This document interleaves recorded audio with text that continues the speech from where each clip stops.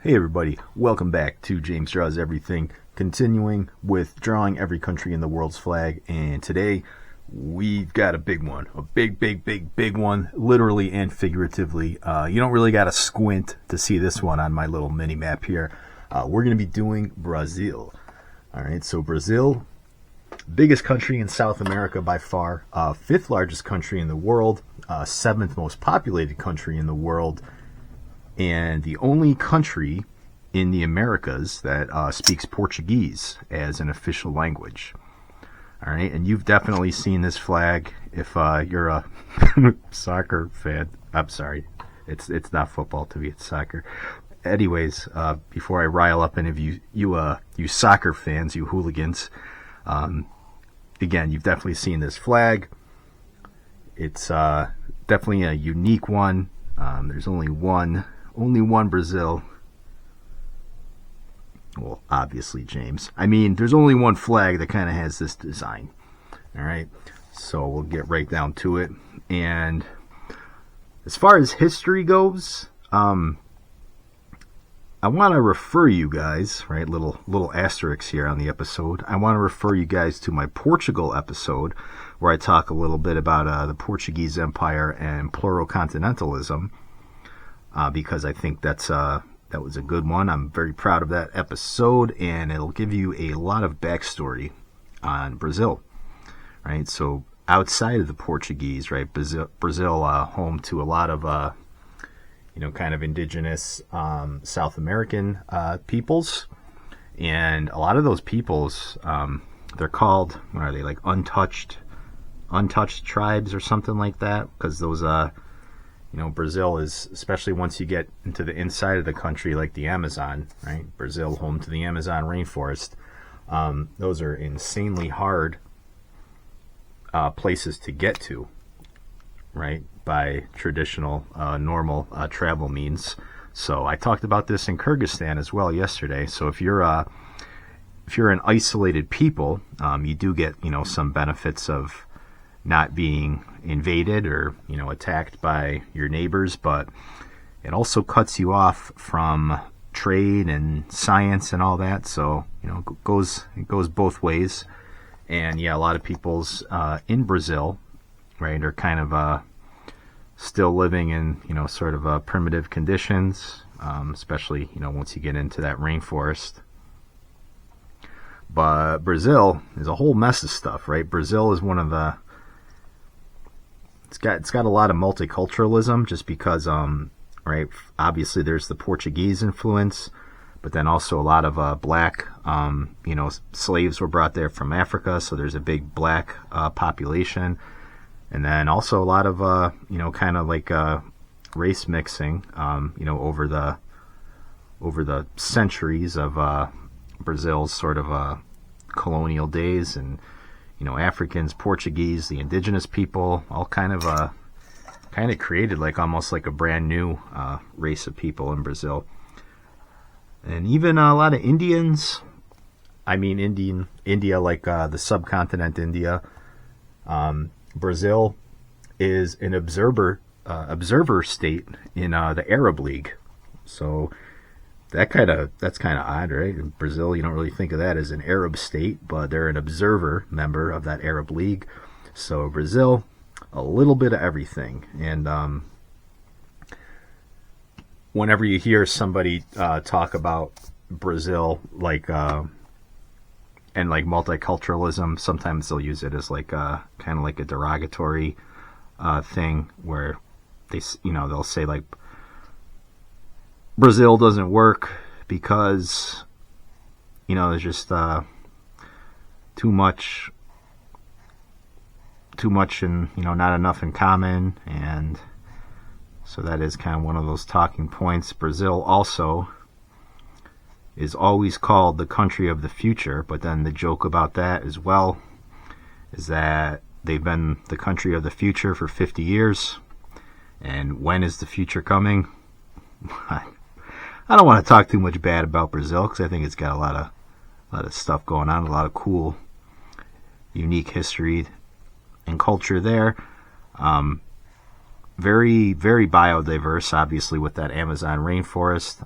You've got all sorts of flora and fauna that are unique to Brazil, right? And you don't see that anywhere else in the world, like especially some of those animal species, burbs.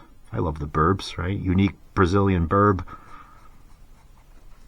monkeys, trees, that rainforest, all sorts of stuff. So Brazil, there's only one Brazil, right? So as far as their history, Portuguese, right? They arrive, as they're kind of expanding into the Americas,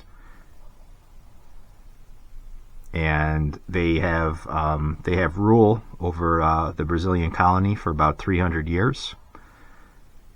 And then kind of branching off what I talked about, like in my Portugal episode, pluricontinentalism, right? So Brazil was not technically a colony, right? It was actually more part of Brazil proper, to where even the king and queen of Portugal, they moved to Brazil, and the capital of the Portuguese Empire was relocated from Lisbon to Rio de Janeiro, Brazil, in 1808. So yeah, a little bit different than like your French or your British flavor of colonialism. Yeah, the pluricontinentalism of Brazil meant that like their colonies were not just colonies; they were part of the state proper.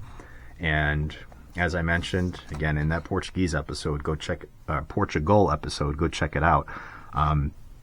A lot of the decline in the Portuguese Empire, at least one theory for that, is that the rulers of Portugal were paying a lot more attention to Brazil than they were Portugal, right? So Portugal, they were recovering from an earthquake. It made the people very kind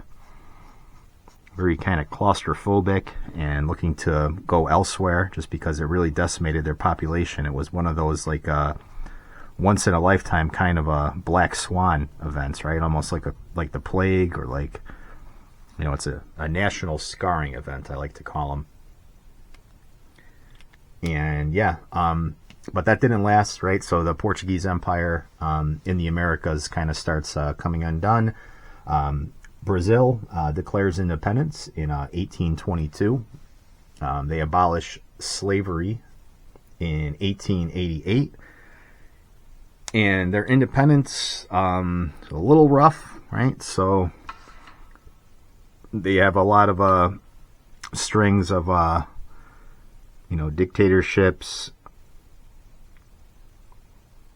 and authoritarian rule. One of the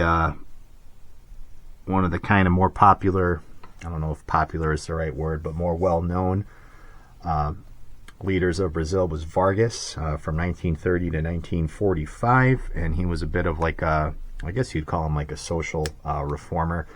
And then it's pretty much dictators from 45 right up until 1985, right? So it's kind of where the joke comes from, is that Brazil being the country of tomorrow, or the country of the future, but we're still waiting for that future, right? So not to say anything derogatory about Brazil, though, because again, they are huge, did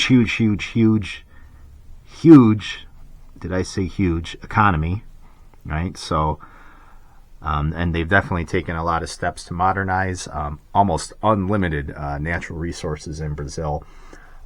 They do have some issues, though, as far as corruption and just kind of trying to, manage like that multicultural sort of society.